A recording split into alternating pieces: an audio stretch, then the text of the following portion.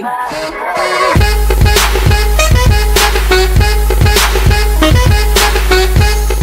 Ladies and gentlemen, welcome back, and this is Cupid. It's a visual novel, and it is 18 plus, mature warning.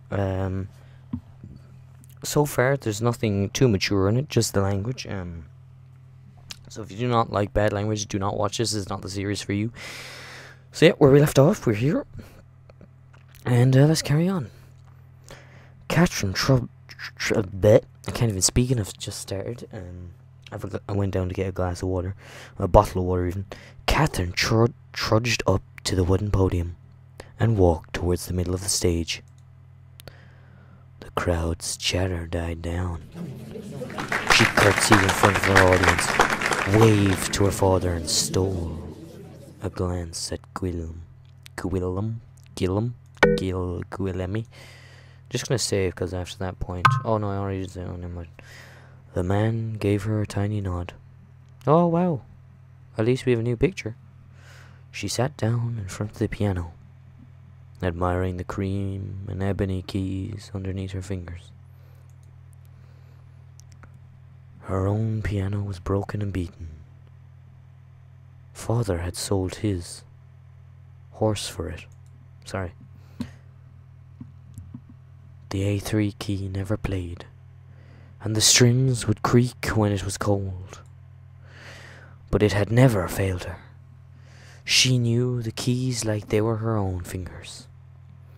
She whispered to the new piano softly, as if coaxing a beautiful, untamed animal. Let's be friends, okay? Sorry, coaxing, is it? I was just saying, let's be friends with a piano. I used to play piano, actually. That's a fact about me. Did it for about 2 years, and I enjoyed it, yeah, but I just gave up. You know, it's one of them things that you do, and then you get tired of. I did exams and everything. No, do you know what's weird? I got 100% in my exam.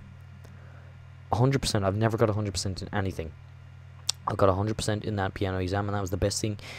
And I went off key so bloody bad. I was playing the thing a different key on a different key completely, but then halfway through it was either like stop and just give up. I changed. I went back to normal, and then even the not the instructor now, my piano instructor at the end, because she wasn't allowed in because there's obviously a judge kind of fella, and I don't know, didn't even talk to that person. Never said one word. I think I said hello and thank you, and then that's it. Just walk out. But my piano teacher was like, it was actually good that I didn't stop and all that. But yeah, so anyway, it was good that I carried on. I fixed my thing, and I still got 100. I'd say the guy was like, oh, this guy's giving it his all. You know, he figured out, he realized he was doing it wrong, so give him something good. Or maybe he just thought it was really bad, so he just like, I'll give him 100 for effort. A for effort. She saw Rosa at the far end of the podium, watching her diligently. That's always a hard word to say, diligently. There was a renewed vigor in her blood. She could hear the keys calling out to her. A song that would make him smile. She placed her fingers on the keys. She began to play. Oh my god, you can actually hear it. Hang on. Wow. She's unreal. I don't know if you guys can hear this, but... And I said I was going to turn off the music. I'm never going to turn off the music. I'm sorry if I get YouTube copyright strikes, but... Or just... Not strikes, but like... Things. Music strikes. It's a beautiful song.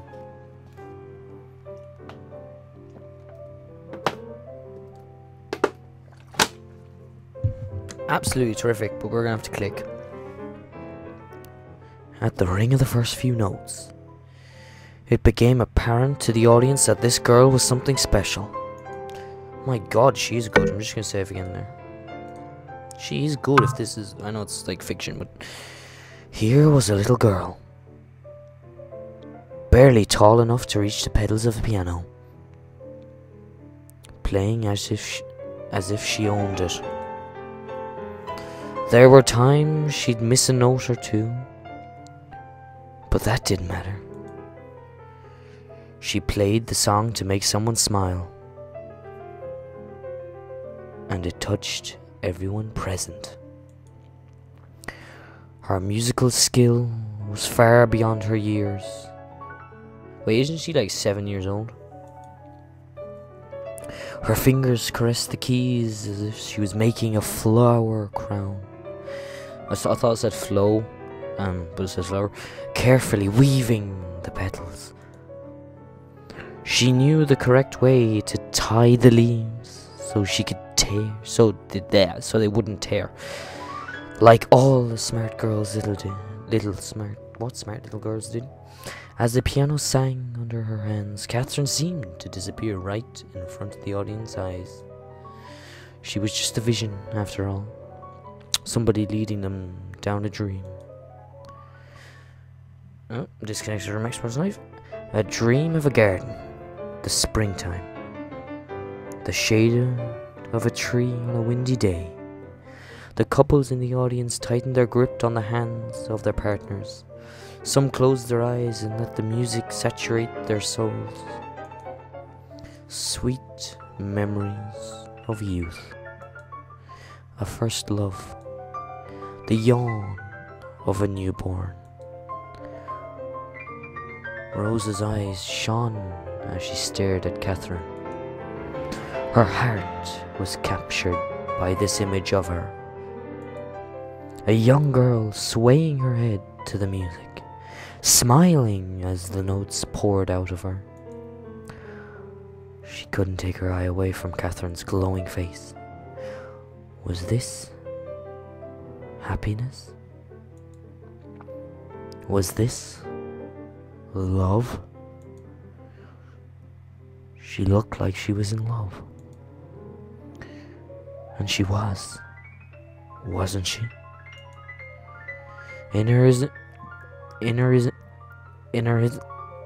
Oh, for God's sake.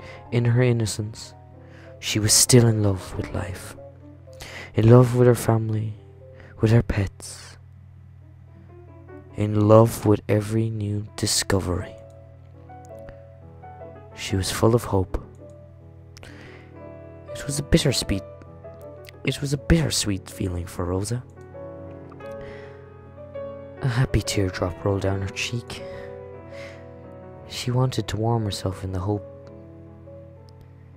That hope, if she could. In the audience, Guillaume and Catherine's father sat beside each other. Sir Pierre Perede. Sir Period Perede. Your daughter is amazing. Francois Pierede. I don't Perede. I don't know how to pronounce his name. She is, isn't she? I'm French, you know. I mean, pardon my ignorance, arrogance, my liege. I'm a very proud father, you see. No pardon necessary, sire. Sorry, I do it again. It's just fun. Has she found a sponsor yet? The Duke of Versailles once spoke to me about it, but we have not made any arrangements. Then I must steal her away as soon as possible, sire. I'd like to be Catherine's primary sponsor, if that's all right with you. Why, sire? And to further cement my status, that piano she's playing right now, it is hers. I've bought it for her. Francois' eyes widened in astonishment. That is... Francois gulped. That is beyond generous, sire. Guillaume smiled. Sorry, I'm just gonna save there. Well, I must make it hard for you to refuse me, you see. I took the opportunity of asking you outright. You see, the Duke might offer an extravagant piano plated in gold. In that case, I've no choice but to humbly concede. What? I am kidding. The Duke of Versailles is one of the worst miser you will ever meet. The men chuckled. I don't know why I chuckled with them. Like I'm kind of a person that chuckles with them, you know. Of course, I shall be paying for her musical tutoring as required, along with an ample stipend to accommodate your family.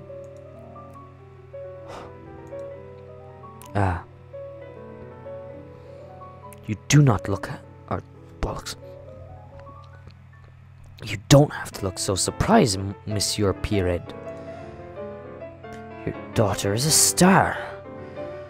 There is an effervescence about her, enraptures the soul. There is no doubt in my mind that you will succeed.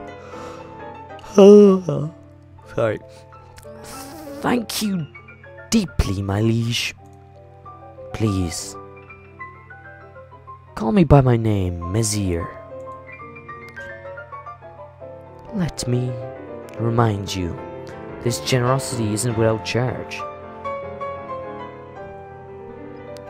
Her tutoring will be done at my house. I want to monitor her progress. Apart from that, I'd very much like Catherine to visit me and play from time to time. Music is one of my true passions. Okay, this is kind of starting to get a bit borderline creepy. So I will put in another warning if it does get a bit kind of sexual referencey, kind of, you know, all this kind of thing. If it ever does. It's just, to me, it kind of sounds like that a bit. Her presence would benefit my mood tenfold. Of course, sire. That's a small price to pay for all your offers. On the contrary, Messire, you don't have to decide now. Kindly think about it. Thank you, my lord, sire, Guillaume. After the performance, Catherine and Rosa went to the Marquis's garden to play. Francois and Guillaume lingered on the table, sorting out the details of Catherine's further education. Hang on, hold up, save. Who's this? Who are you?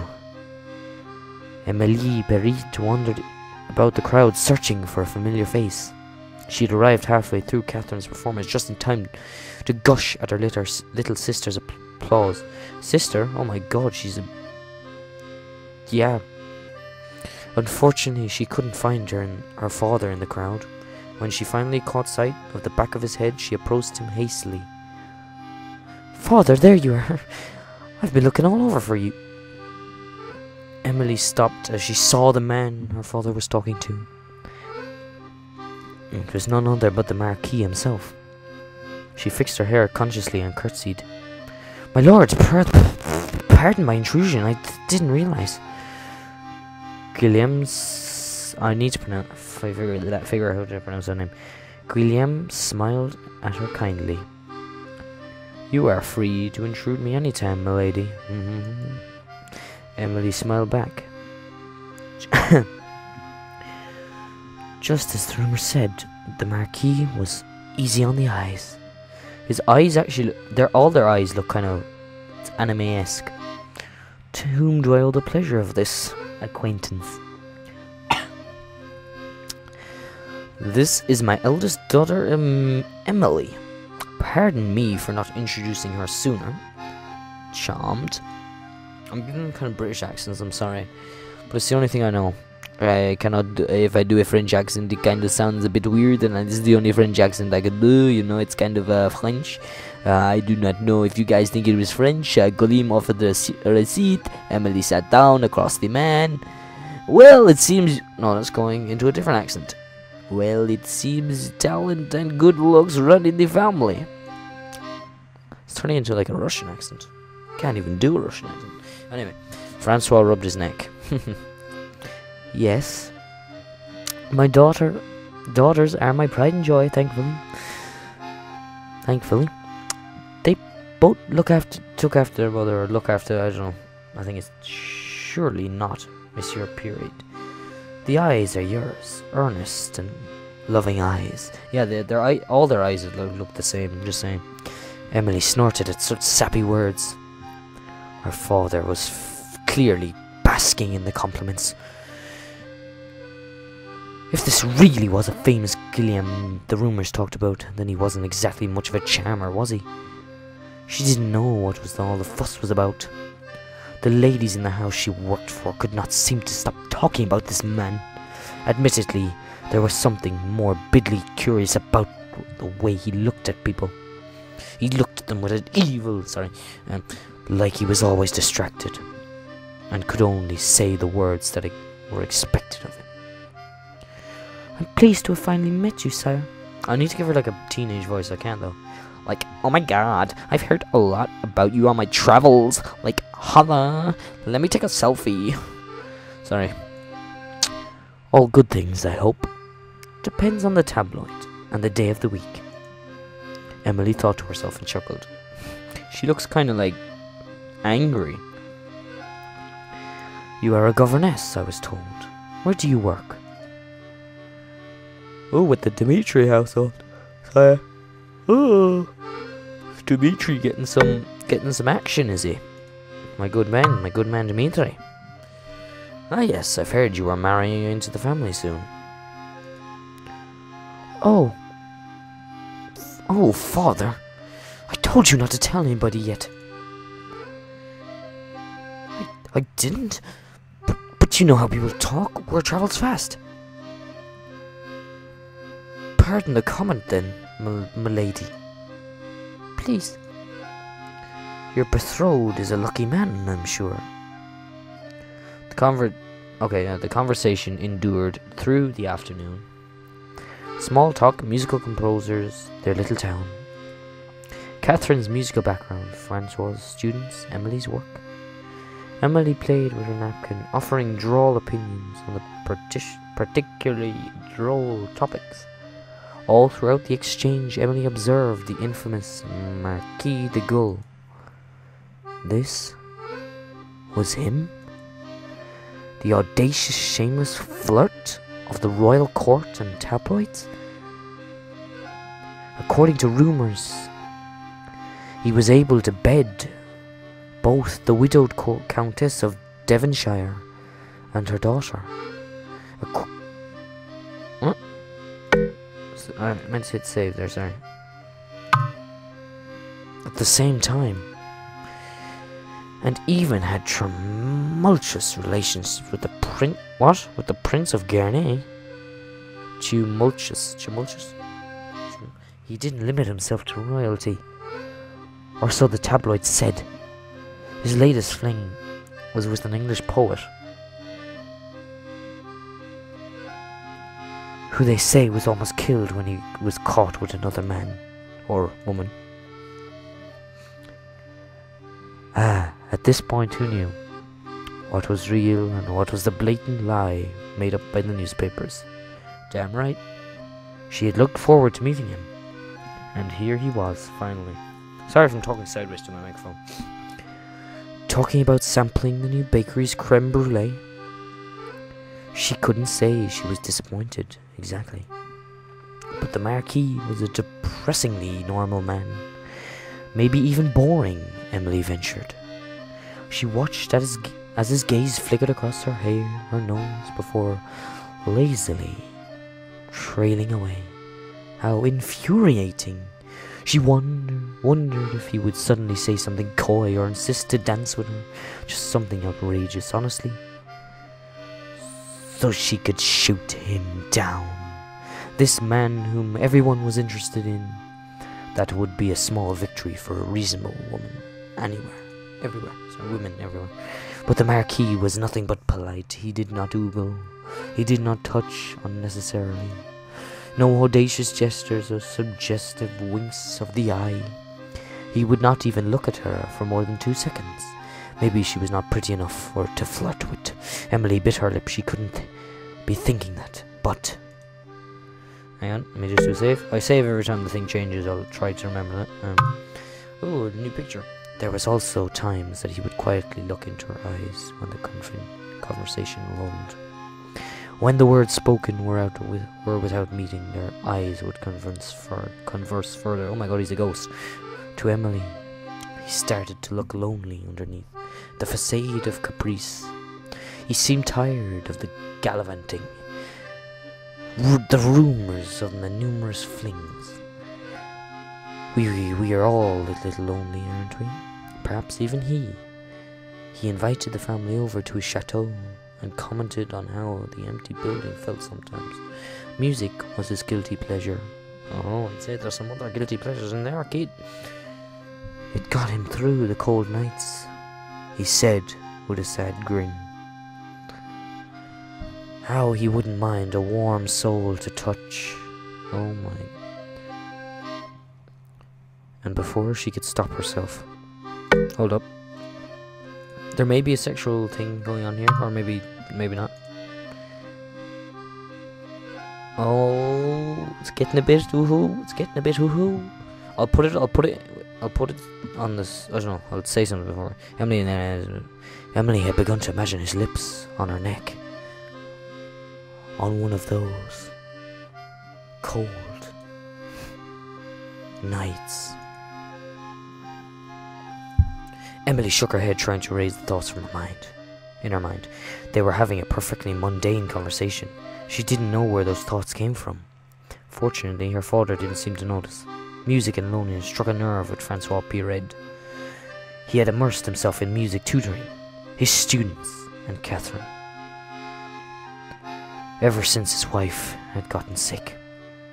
It had been 6 years, but sometimes the nights were cold. For Francois the Marquis was speaking to his soul. He was a kindred spirit. He wasn't a pompous showboat like all the other royalty Catherine had played for.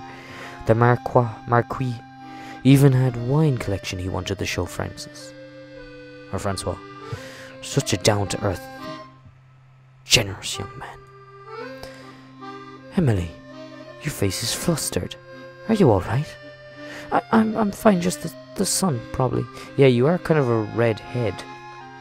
You are kind of ginger, so being out in the sun for too long, like way too long, you've been out all day, you'd get burned easily if you don't have sun cream, and I don't think they had sun cream back then.